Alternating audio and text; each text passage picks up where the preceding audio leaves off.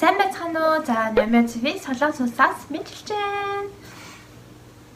За, өнөөдөр та бүхэнтэйгээ ямар сэдвийн талаар ярилцах вэ гэхээр төрсний дараах сэтгэл готрол түүний одоо шинж тэмдэг тэгээд хэрхэн сэргийлэх мөн хэрхэн эмчлэх вэ гэдэг талаараас ярилцъя гэж бодлоо. Яагаад энэ сэдвийг одоо барьж авсан бэ гэхээр сүүлийн үед одоо ер нь Facebook те сошиалаар ингээд одоо хандаад ингээд хараад байхад маш олон охид бүсгүүчүүд маань одоо их одоо юу гэдгийг сэтгэл готролд маш их орсон байна. Дамын ялангуяа төрсний дараах сэтгэл готролд маш их орсон. Тэгээ тэрийгэ мэдэхгүй даамжруулаад явцсан тий. Тэнгүүдээ дандаа одоо ингээд ядарч байна, стрессж байна, одоо ингээд нөхөр маань туслахгүй байна тий. Эсвэл одоо ингээд салах сарнихтаа тулдаг ч юм уу. Тэгээд гэр бүлийн асуудал эдэр үүсээ. За мөн эмэгтэйчүүд охтууд маань одоо тий эрт хүнтэй суугаад бас туршлагагүйгээсээ болоод ерөнхийдөө ингээд маш олон төрлийн асуудалтай юм зүйлсүүд одоо Facebook-ээр их гарах болсон. За тэгээд үүнд болохоор сэтгэл маш их одоо эмзэглэж явдаг гэх юм уу. За тэгээд үүний талаар ерөнхийдөө мэдээлэл хүргээд те мэдээлэл хүргээд ингээд базаад нэг видео хиймээр санагдсан. Би ч гэсэн одоо ээж хүн те тийм болохоор дээрээс нь бас ингээд мэдээлэл цуглуулад мөн өөрийнхөө туршлага дээрээсээ ингээд охид бүсгүүчүүдтэй ер нь зөвлөмөр байгаамаа. Төрсний дараах сэтгэл готрол гэж юу вэ? За энэ юу вэ тийм бэ гэхээр эмэгтэй хүн маань одоо төрсний дараах 7 хоног 7 хоногийн дотор одоо сэтгэл готрол ер нь явагдаж эхэлдэг байна. Одоо сэтгэл готрох арай биш одоо сэтгэл бохимдол тийм гонигтай бохимдах айдастай тэгээ тийм одоо сэтгэлийн илэрлүүд нь явж эхэлдэг байна. Тэр маань юу гэсэн үг юм бэ гэхээр одоо гинт өөрчлөгдсөн энэ амьдрал гинт бол би чинь өөрчлөгдсөн чи маш их өвдөлтийг аваад ингээд бүхэл бүтэн хүнийг гаргацсан. Тэгээд ингээ хүүхдээ хараад ингээр эмэгтэй хүн ч гэлтгүй юм нэгтэй хүн ч гэсэн маш их хариуцлага мэдэрнэ нэгдүгээр хоёрдугаар талаар эмэгтэй хүний би одоо таргалсан байна. Би чинь маш их өөрчлөгдсөн байна. Тэгээд өөрийгөө талент харахаараа одоо маш их сэтгэл одоо гутардаг байна. Тэгээд энэ бүх ингээд амьдралын өөрчлөлтүүдэд бэлэн биш тийм ээ. За бэлэн байсан ч гэсэн яг бодит амьдрал дээр ийм байдаг юм уу гэдэг дээр тулаад ирэхээр хүн маш их одоо стресст орж ингээд готролд ордог байх нэ. За тэгээд энэ төрсний дараах сэтгэл готрол нь ер нь төрсний төрөнгөд шууд 7 хоногийн дотор эхлэнгүүтээ 2-7 хоногоос 6-7 хоног хүртэл үргэлжилдэг байна. 6-7 хоног гэдэг чинь одоо бараг 42 хоног сар гаруй үргэлжилдэг гэсэн үг шүү дээ. Яа тэгэхээр яг энэ үед гормоны өөрчлөлтөнд орно. Тэгээд та өөрөө мэдлэхгүй л одоо сэтгэлч ерөнхийдөө готраал бохимдаал ингээл гомдоол гуниглал одоо ингээл уйлал ингээл явна гэсэн үг байна шүү дээ. Өөрөө готрахыг хүсэхгүй ч гэсэн яалтчгүй энэ гормоны өөрчлөлтөөс болоод бас готардаг байх нэ. За тэгэхээр үүнд бол бэлтгэлтэй авах хэрэгтэй. Хэрвээ яг одоо өөрийгөө одоо юу гэдгийг төрөөд нэг удааг байгаа одоо энэ 6-7 хоногийн дотор явцтай байгаа ч гэдэм үү. Эсвэл яг 6-7 хоног өнгөрсөн ч гэсэн ийм готролтой байгаа юм байх юм бол өөр чи ганцхан ингэж готраагүй шүү. Угаасаа бүх эмэгтэй хүмүүс ийм байдаг юм гэдгийг хэлмээр байна. Энэ бол энгийн үзэгдэл юм үүнийг хүн болгон даваад гардаг. Мөн даваад гарах ёстой. Угаасаа тэгээ чи ч гэсэн чадна, чи ч гэсэн давж гарнаа гэж хэлмээр байна. Бити одоо юу гэдгийг би одоо ганцаархнаа ингээд гуниглаа готраад яваад байна Эсвэл би л юм хэцүү амьдралтай байна. Эсвэл би л маш их хэцүү ингээд хүүхдээ ганцаараа зовоод байна ч гэдэг юм. Тэгэж битгий өөрийгөө одоо илүү их стресстүүлнэ. Тийм болохоор аль болох тайван тэгээд хүн болгонд тохиолддог юм байна шүү дээ. Эмэгтэй хүн болгон, ээж хүн болгонд тохиолддог юм байна шүү дээ. Яаж үүнээс одоо ангижрах вэ? Яаж хурдан хүнийг даваад гарах вэ гэдэг тал дээрээ ажиллах хэрэгтэй байна. Гуниглахаасаа илүү өөрийгөө одоо өөр юм сатааруулах. Тэгээд үүний талаар бас судалж мэдээд аль болох хурдан ингээд даван тулахын тулд хичээгээрэй гэж хэлмээр байна. Тэр нь хамгийн чухал юм шүү. Монголд маань болохоор одоо юу гэдэг яг ингээд статистик мэдээлэлтэй энэ төрсний дараах сэтгэл гутралын талаар одоо ингээд яг тийм мэдээгээр гараад тийм мэдээлэл бол байдаггүй. Барууны орн болон Америк одоо юу гэдгийг ингээд хөгжилтэй орнуудад болохоор айл хэдийн ингээд энэхүү асуудлыг бүтэлцэн хувьд ингээд бүгд мэддэг. Тэгээд төрснийхаа дараах эмчилгээнд ордог ийм одоо шинж тэмдгүүд илэрсэн байхад заавал эмчлүүлэх ёстой гэсэн ойлголттой ингээд ямарваа нэгэн мэдээлэлтэй байдаг байна. Солонгос улсад ч гэсэн сүүлийн ер нь 3 жил мөлийн өмнөөс энэ одоо төрсний дараах сэтгэл готрлын талаар маш ярьдаг болсон. Өмнө нь бол мэдээж ерөнхийдөө бол одоо иймэрхүү мэдээлэлд ховор байсан. Тэгээд Солонгос болохоор одоо ч гэсэн ингээл телевизээр ерөнхийдөө байнга ярьдаг ийм хэрэг боллоо тий. Хүүхдээ одоо ингэж хайсан байна. Бас муухай хэрэгүүд бас гардаг байгаа. За тэгээд үүнээс зайлс хийж тий үүнээс сэргийлэхийн тулд ер нь хүн болгон хичээж хүн болгоо одоо мэдээлэлтэй байх хэрэгтэй. Тэгээд би одоо ялангуяа гэр бүлийн юмнаа тусалж авах хэрэгтэй юм аа. Энэ миний мэдээлэл болохоор Солонгосын статистик мэдээллээс авсан мэдээлэл байгаа. Яагаад тэгэхээр Монголд маань одоохондоо бас ийм мэдээлэл ховор байгаа бодвол нийт одоо хүүхд төрүүлсэн эмэгтэйчүүдийн маань 50-70% сэтгэл готролд ордог байна. Тэгэхээр маш их одоо хувь байгааз баг ихэнхэн сэтгэл готролд ордог гэсэн. Тэгээд энэ 70% одоо 20% нь энэ сэтгэл готрол маань бүр илүү даамжраад гүн готрол буюу депрешнд ордог байна. Гүн готрол бүр ингээл байнга одоо муухай юм бодвол байнга уйлал тий ийм байх юм бол одоо гүнзгий готролд орсон байна гэсэн үг. За тэгэнгүүтээ энэ 20%-ийн цаашд нь одоо 7-аас 10% гэхээр бас маш их байгаа. Зэн 70% чинь 7-аас 10% нь бүр сүүлдээ бүр мэдрэлийн өвчнөд ордог байх нэ. Одоо мэдрэлийн өвчин гэхээр ч одоо ингээд эрүүл бус болно гэсэн үг шүү дээ. Эрүүл хүн хийх үйлдэлийг гаргахгүй, эрүүл бус хүн болно. Тэгэхээр цаашдаа энэ ямар үр дагавартай юм бэ гэхээр гэмт хэргийн үр дагавартай байх нэ. Одоо ингээд гэр бүлийнхэндээ хор хүнөөл учруулдаг ч юм уу. За хамгийн түрүүнд хүүхдээ голох, хүүхдээ өсгмөөргүй санагдах, хүүхдээ одоо хаях ч гэдэг юм уу те. За тэгэнгүүтээ одоо ийш тийшээ одоо юу гэдэг бүр зүхтаах ч гэдэг юм уу. Тэгэхээр үүнийг бол 7-аас 10% чи их хувь шүү дээ. Тэгэхээр үүнийг бол ингээд нухацтай авч үзэх хэрэгтэй юм аа. Тэгээд тоогоор ярих юм бол 1000 хүний 1-2 хүн нь ийм гүн сэтгэл готролд автдсан юм байна гинэ. За тийм болохоор маш их анхааралтай сэдв байгаа биз. Ерөөсөө энэ зүгээр төржил хэдэн шүү дээ. Хүүхд гарч л хэдэн шүү дээ. Өсгөж л хэдэн шүү дээ. Юу сүртэй юм гэсэн тийм үүднээс бол хайж болохгүй байх нэ. Одоо өөрийгөө сэтгэл готролтойг яаж мэдэх вэ гэхээр сэтгэл готрлын та бүхэнд 9 шинж чанарыг одоо хэлж өгье. Тэгээд энэхүү 9 шинж чанараас 5-ыг нь одоо яг одоо мэдэрч байгаа бол та сэтгэл готролд оржээ. Төрсний дараах сэтгэл готролд оржээ гэсэн үг байгаа. За хамгийн нэгдүгээрт нь одоо дур сонирхолгүй болох.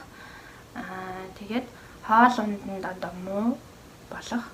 За нойргүйдлийн асуудал. За тэгээд дээрэс нь маш их ядраад байгаа юм бүртлээ одоо унтж чадахгүй. Эсвэл унтмаар байгаа ч гэсэн одоо унтах нөхцөлгүй тэгээд маш их ядраад байна гэсэн үг шүү дээ. За тэгээд тэрний дараа өөрийгөө одоо голох мэдрэмж яагаад тэгэхээр бүдүүн болцсон тий. Тэгээд ингээ би хаач өөрчлөгдсөн тэр бүхний одоо голж ийн гэсэн үг. За тэгээд 6 дугаарт нь болохоор өөрийгөө бүх зүйл буруутгах. Одоо би л ерөөсөө ингээд ийм буруутай юм байна. Би л одоо ингээд юу гэдгийг буруу үйлдэл хийгээд ингээд нөхөртөөгөө хэрэлдээд байгаа юм байна ч гэдэг юм уу те. За ингээд буруутгах байна. Тэгээд дээрэс нь ямар нэгэн одоо асуудлыг ерөөсөө эрүүл ухаанаар шийдэж чадахгүй, шийдвэр гаргах чадaltaгүй болно. За тиймгүүдээ анхаарал тань суларна. За тэгээд хамгийн сүүлд нь амиа орлохыг бодож эхэлдэг байгаа. Ингээд энэ ухмаар санагдал те юм л уйлал ийм болдог байна. За тэгээд энэ шин чанаруудаас ерөнхийдөө 5-аас дээш хувь нь илэрч байгаа бол та яг одоо сэтгэл готролтой байгаа юм байна шүү гэж хэлмээр байна. Мөн хэдийгээр ингэ сэтгэл готролтой тий ингээ гунигтай уйлаач ч юм уу ийм байгаа ч гэсэн хүүхдээ сайн харж байвал за мөн төрснийхаа дараа одоо шууд хичээлдээ орсон ч гэдэм үү тий ажилдаа орсон ч гэдэм үү ингээд ажил хичээл өдрөө бол хийгээд яваад байгаа бол энгийн ер нь жирийн байна гэсэн үг. Ямар нэгэн айх асуудал бол байхгүй тий яг энийг ингээд даван туулаад явж гинэ гэсэн үг юм аа. Тэгээд төрсний дараах сэтгэл готрол дээр одоо нөхрөөс ирэх хайр халамжийг маш их хүлээдэг, маш их авахыг хүсдэг болчдөг. Өмнөхөөсөө бүр хэд дахин гэсэн үг. Тэгэхээр үүн дээр бол нөхрөөд маш их алдаа гаргадаг. Одоо нөхрөөд одоо эхнэрээ хөвчлэн гомдоох үйлдэл маш хийдэг байгаа. Жишээлбэл чи ганцаараа хүүхэд гаргацсан юм уу те бүгд хүүхэд гаргаал нь штэ ч гэдэг юм. Эсвэл би туслаа л нь штэ чадах чинээ тусалж штэ. За мөн би ажиллаа хийгээд ядраад ирж байхад чинь чи энэ гэр орны байдлыг хараач те гэр орноо цэвэрлээч те ч гэдэг юм уу. За тэгэхээр эмэгтэй хүнийг ер нь төрсний дараах одоо 42 хоног 45 хоног бол иймэрхүү үгтэй иймэрхүү үгээр үйлдэлээр гомдоож болохгүй байх нэ. Тэгвэл тэгээд тэр сэтгэл готрол маань бүр илүү гүн гүнзгий байдалд орох нэ. Тэгээ нөгөө эмэгтэй хүн чинь нөхөртөө хэлж чадахгүй би л ерөөсө буруутай юм байна. Би л энэ гэрт ерөөсө ингээд буруу болоод илүүдэд байгаа юм байна гэдэг ч юм уу те. Тэгээд ингээд готрол нь гүнзгийрснээр одоо янз бүрийн муу мухай зүйл бодож эхэлдэг байх нэ те. Тэгээд хүүхдээ ерөнхийдөө харахад ч ихсэн хүүхдээ хармааргүй болдог ч юм уу те. Хүүхд харахаас залхах ч байдаг юм уу. Ингээд янз бүрийн хор одоо үр дагавартай юм аа. За тэгэхээр манай Монголч ч ихсэн үнэхээр гайхалтай одоо энэ гам барих гэдэг цаг байдаг шүү дээ. Гам барих хугацаа маань болохоор 45 хоног байдаг. Тэгэхээр яг энэ сэтгэл готролтой бараг таарч байгаа байхгүй хугацаа. Тэгэхээр манай монголчууд ямар ухаантай байсан бэ те. Манай одоо ингээд уламжилж ирсэн энэ хүү арга маань үнэхээр зөв юм шүү. Биеийн тал дээр ээж тэр сэтгэлийн тал дээр ээж тэр 45 хоногийн турш гам барих хэрэгтэй байна. Тэгэхээр эмэгтэй хүнийг ерөөсө 45 хоногийн турш одоо нялх бийтэй байгаа дээр нь сайн амраах, тэгээд нөхөр нь элдвүүгээр одоо гомдоохгүй байх. Тэгээд энгийн үеэсээ илүү хайр халамжтэй амаараач тэр үйлслээрээч тэр хайр халамжаагаа одоо харуулж авах хэрэгтэй. За тэгээд хүүхэд бол эмэгтэй хүн ганцаараа хүүхэд бол гаргаагүй. Эмэгтэй хүн ганцаараа хүүхэд бол одоо юу гэдгийг өсгөнө гэсэн үгүй тийм зүйл байхгүй. Тийм болохоор эрэгтэй хүн ч гэсэн хариуцлага хүлээгээд ажиллаад хараад ирсэн ч гэсэн хүүхэдтэй хамтдаа хараад эхнэрээ жаахан ч гэсэн амраахыг хичээгээд ингээд явах хэрэгтэй. Тэгэхээр энэ төрсний дараах сэтгэл готрол дээр хамгийн одоо чухал рол үүргийг хүлээсэн хүн бол яа харахгүй нөхөр байна. Нөхөр маань эхнэртэй хэр зэрэг тусалж хэр зэрэг эхнэрээ халамжилснаас болоод энэ сэтгэл готрол ерөнхийдөө даймжрах уугүй юу гэдэг нь бол мэдэгдэж байна гэсэн. За би хувьдаа болохоор одоо ингээд 2 хүүхэдтэй анхныхаа хүүхэдтэй болохоор ээж аав эмээ өвөө гэж юусэн намайг тийж ядраа зовоох те хүүхэд харахад төөртэй тах юм ерөөсөй байгаагүй болохоор ерөн сэтгэл готролд орж үзэж байгаагүй. Ингээ маш гоё ингээд гоёор даваад явцсан гэсэн. За тэгээд 2 дахь төрөлт дээр одоо саяхан 2 жилийн өмнө төрсэн байгаа. Тэгээд манай хүү одоо 2 настай. Тэгэнгүүт яг энэ Солонгост одоо ингээд хүний нутагт ингээд байж хахад яг ганцаараа бүр ингээд ямар ч туслах хүнгүй төрөөл шууд ганцаараа ингэж хүүхдээ бол өсгсөн байгаа. За тэгээд тэгж өсгөхөд бол би бол энэ сэтгэл готролд бол ерөнхийдөө баг зэрэг орсон. Яг тэр 70% эмэгтэйчүүд дотор бол орсон байгаа байхгүй. Тэгсэн хэрнээсээ үнийг маш амжилттай одоо даваад гарсан байгаа. Яаж давж гарсан бэ гэхээр нөхрийн тусламж маш хэрэгтэй. Би яг ингээл Солонгос ч гэсэн гам барих гэж байдаг байхгүй юу? Яг 30 хоногийн турш ер нь гам барьдаг. Тийм болохоор би бас яг Монгол одоо ясаараа 45 хоног гам барина гэд халуун үдөөсөн төрөхгүй те. Ингээд гэр орны ажил хийгээгүй, ерөөсө хоолнд хийгээгүй, зөвхөн хүүхдээ хараад хоёулаа хүүхдээ унтахаар дагаж унтаал ингээл байдаг гэсэн. Тэгээ манай нөхөр болохоор өглөө явахдаа надад шүл хийж өгөөд тэгээд будаа эдэр бүх юм тавьж өгөөд ингээ бэлэн идэх юмнууд минь бэлдээд явчихдаг гэсэн. Би тэгэл ерөөсө босч ирэл хүүхдээ ингээл хөхүүлэл ингэлж авах явцсандаа нөгөө хоолоо халаагаал тэгэл иччихдэг. Тэгээд тэнгууд орой ирэнгүүд манай нөхөр гэрээ бүгдийг цэвэрлээ, чийгтэй цэвэрлэгээ эдрээгээд дахиад оройны хоол игээд намаа ингээд идүүлээд би хоолоо иж хооронд хүүхдээ хараад за тэгээ өшөө дээрээс нь намаа амраагаад ингээд унтуулдаг гэсэн. Тийм болохоор эрэгтэй хүний хайр халамж маш чухал гэдэг юм аа. За тэгэхээр би бичсэн маш их аттай. Тэгээ сайн хааны одоо юу гэдгийг сайн хааны халамжид ямар ч сэтгэл готрол одоо хүндрэхгүйгээр даваад гарсан байдгийн. За тэгээд гамаа сайн бариад тэгэхээр би сэтгэлч тэр эрүүл байна гэсэн үг яах нэ. За ингээд манай монголчуудын маань ч гэсэн энэхүү сайхан гам барих уламжлалыг та бүхэн маань ч гэсэн заавал бариарай гэж хэлмээр. Яг одоо жирэмсэн тэ эсвэл ингээд дөнгөж төрсэн байгаа бол 45 хоног яг бүр гам барина шүү. За тэгээд нөхөр нь бүр амар завгүй те хөдөө явдаг ажилтай ч гэдэм эсвэл гадаадтай байгаа ч гэдэм нөхөр байхгүй бол гэр орныхнаараа маш их туслуулаарэ те гэр орныхнаараа одоо хоол хийлгээ гарга явждаг ч гэдэм үү эсвэл гэрээ чи ирээ цэвэрлээд өгчдөг те. За тэгээд хүүхдээ чинь жоохон хараад чи чамайг ингээд ядаж унтуулцдаг ч гэдэм үү. Тийм байх ёстой шүү. Амралт маш чухал, хоолнд маш чухал. Тэгээд хайр халамж аваад гамаа барих маш чухал гэдэг юм аа гэж хэлмээр байна. Манай монголчууд угаасаа ярьдаг штэ. Дөнгөж төрсэн хүнийг уурлуулж болохгүй, те их уйлж болохгүй, уйлж болохгүй. Уйлах юм бол одоо сав хөөрөнч гэдэг юм те. Яг тэр л сэтгэл готрлыг одооний хэллэгээр хэлээд байгаа юм. Дараа сэтгэл готрол юм болов уу гэж ойлгоод байгаа. Яа тэгэхээр маш их стресстэй л те хэрэлдээл зодолтой болоод шууд уйлал амар ингээл уурлал бухимдал юм бол эмэгтэйний сав хөөрөөд тэгээ галзуурдаг гэдэг шүү дээ. Түүнтэй л ерөнхийдөө яг төстэй гэсэн үг. За тийм болохоор нөхөр одоо та нөхөрт одоо зөвлөгөө өгөхөд эхнэрээ аль болох амраах, хүүхдээ хамтдаа авах, тэгээ гэрийн ажил туслах, хоолунд нь туслах гэсэн одоо ийм л энгийн байна шүү дээ.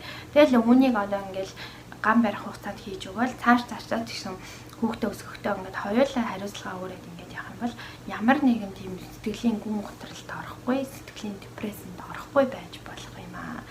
За нөхрөөд одоо жишээлбэл иймэрхүү зүйлсийн талаар мэдэхгүй байгаа л миний энэ видео ч гэсэн үзүүлээд дэлхийд дахинд чинь ингээд те танигдсан ийм сэтгэл готрлын өвчин байдаг юм байна. Бүхэл бүтэн одоо ингээд бүх хүмүүс ингээд мэдээд байхад мэдэж авч гэдэг юм уу те ингээд ойлголттой болгоод эсвэл та нар өөрсдөө YouTube-ээр англиар те англи хэл дээр солонгос хэл дээр ч гэсэн маш их одоо материалууд мэдээллүүд байдаг. Тиймэрхүү зүйлсүүдийг үзүүлээд тэгээд нөхрөөсөө ер нь тусламж авах хэрэгтэй. За тэгээд яг одоо та ийм шинж тэмдэгтэй байгаа бол аль болох сэтгэлээ хангуулах хэрэгтэй, аль болох нөхөртөө ярилцах хэрэгтэй. За тэгээд нөхөр биш юмаа гэхэд ээж аавтайгаа тий найзуудтайгаа сэтгэлээ одоо хуваалцаж, сэтгэлээ онгойлох хэрэгтэй. Дотроо ерөөсөө бууглаж болохгүй. Дотроо л ингээл бодол ганцаараа л гуниглал яваад ах юм бол энэнийг хизээж даван туулж чадахгүй. Тийм болохоор бүгднгийн ингээд яриад нөхөртөөгөө сайхан ярилцаад стрессээ дор нь гаргаад явхад л ямар ч асуудал байхгүй. Бүх эмэгтэй хүн үүнийг одоо ингээд даван туулаад тусаад гардаг юм аа. За сэргийлэх арга буюу эмчлэх арга нь ч гэсэн бас яг ижилхэн аль болох сайн унтаж амрах, тэгээ шим тэжээлтэй хоолунд хэрэглэх, тэгээд бусад хүмүүсээс тусламж хүсэх, нөхрөөсөө бас тусламж хүсэх, тэгээд нөхөртөөгөө сайн ярилцах, тэгээд нөхөр нь их тэртээ маш сайн туслаад одоо унтуулж амраагаад бүхэл зүйл дээр ингээд хамтдаа даван туулах хэрэгтэй байдаг байна. За тэгээд бүр одоо юу тийм гүн гүнзгий шатанд орсон байх юм бол заавалчгүй эмчилгээнд орж им байх хэрэгтэй. Тэгээд Монголд болохоор сэтгэл судлалын төвүүд бас хэд байдаг. Бас ерөөсөө байхгүй хөгжөөгүй бол биш шүү. Тийм болохоор Монголда тиймэрхүү зүйлсээр дагансан тийм одоо сэтгэл зүйн эмчтэр очиж эмчилгээ хийх хэрэгтэй. Тэгээд эмчилгээгээ хийлгээд энэ бол одоо хүндэрсэн хүмүүст өгч байгаа зөвлөгөө шүү. Тэгээд заавалчгүй им уух хэрэгтэй. Яагаад тэгэхээр им ууснаар нойртой болгоно тий хоолны дуршил өдр сайжруулна. Тэгээд ингээд бүр нэг юм хачин болсон тийм байх юм бол өстой болохгүй. Тэгээд заавалчгүй эмчлүүлээрэй гэж хэлмээр байна.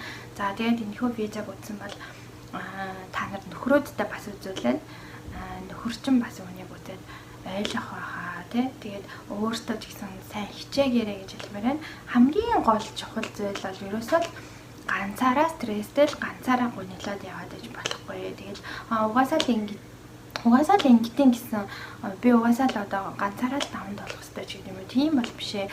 Заавалчгүй ойр дотны хүмүүстэйгээ нөхөртөөгөө хамтдаа даван толох хэрэгтэй тий. Тэгээд нөхөр чинь одоо юу гэдгийг сайн туслахгүй юм байна гэдэг юм бол одоо гэр бүлийнхнээс тусламж аав тий. Тэгээд найзуудтайгаа ч гэсэн ярилцах хэрэгтэй. Бүхэл зүйлийг ерөөсөө ярьж ээж тэгээд стрессээ тайлж ээж энэ одоо муухай одоо юмнууд чинь арилдаг байна. За тэгэнгүүтээ зүгээр одоо юу гэдгийг хүүхдүүд бүр том болцсонтэй 5 6 сартай ойтой ч гэдэм үү тэгээд 2 айтай ч гэдэм үү эсвэл 2 3 хүүхд ганцаараа хардаг ч юм. Ийм зүйлдер болохоор мэдээж энийг бас стресс гин хүүхд харахаас шалтгаалаад стресст орсон байна. Тэгээд иймэрхүү зүйл маань ч гэсэн бас л адилхан сайн унтаж амрах хэрэгтэй. Тэгээд нөхрүүдээ сайн туслуулах хэрэгтэй. Нөхөр нь одоо тусалдаггүй маа гэхэд ядаж одоо та одоо өөрийнхөө төлөө эмчилгээнд явах те эсвэл найзуудтайгаа уулзах, стрессээ тайлах, дор бүрнээ стрессээ тайлж авах хэрэгтэй юм аа. За би ингээд дараагийн видеонд бас стресс тайлах тухай бас ер нь ярьж өгье гэж бодлоо. Тэгээд стрессээ дор нь яаж тайлах вэ те? Янз бүрийн арга байдаг шүү. Заавал мөнгөгүй биш. Тэгээд тиймэрхүү аргуудаас та бүхэндээ танилцуулъя. За ингээд өнөөдөр миний мэдээлэл жаахан ч гэсэн тусламж өгсөн бол лайк дараад тэгээд subscribe хийгээд Намиа ТV-тэйгээ үргэлж хамт байгаарай. За тэгээд сэтгэл хэсэгт өөрийнхөө сэтгэлээ туршлагаасаа бас хуваалцаарай гэж хэлмээр байна. За баярлалаа.